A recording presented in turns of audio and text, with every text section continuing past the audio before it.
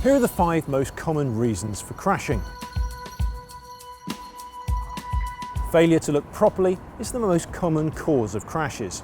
It should be easy to fix, but it's usually caused by a combination of factors. Distraction and inexperience have a big impact on a driver's situational awareness.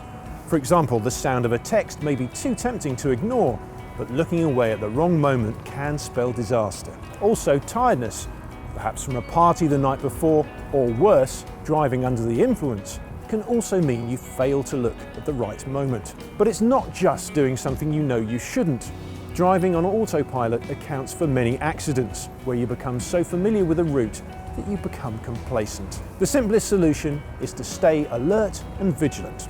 Driving requires constant attention, and so if you feel your concentration slipping, take a break. If you've ever misjudged a gap and found yourself having to brake harshly or accelerate hard to get out of danger, you're not alone, as it's the second most common reason for crashes. Being in a hurry or going too fast makes judging other road users' actions more difficult, and when you get it wrong, it can be disastrous. This can often happen when pulling out of a junction or when attempting to negotiate a busy roundabout. It is important to try and anticipate what other road users will do, but really, you should be trying to give yourself plenty of time to react, not get where you need to be more quickly. The best advice is to wait until there is a safe gap between you and any oncoming vehicle.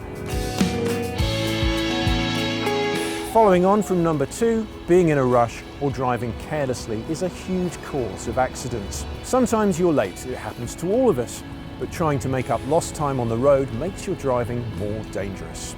Speeding on its own accounts for surprisingly few serious collisions, but it gets deadly when combined with misjudging another driver's speed or path or failing to see someone at all. Also, it's the young and inexperienced drivers who are far more likely to take risks and drive recklessly. Often this means taking a corner too fast or not driving at an appropriate speed for the conditions. Everyone will get where they need to go if we all drive more slowly and cautiously. If you can't stop in the space ahead that you can see is clear, you're going too fast. Losing control can be seriously frightening, and it's usually a culmination of factors that go into a bone-chilling experience. Driving too fast for the conditions or road type almost guarantees that you won't be in control. In wet or icy conditions, you can easily cause your car to skid, and braking distances are far greater than in the dry. Keeping your tyres in peak condition will go a long way towards keeping your car under control, but speed is often the deciding factor. For example, many country roads have national speed limits, but the average speed people drive is far lower. That's because hidden entrances, blind bends and overgrown verges mean it often isn't appropriate to drive at 60 miles per hour on rural roads. Not slowing down enough when making a manoeuvre or taking a bend can mean that if something unexpected does happen, you won't have time to react.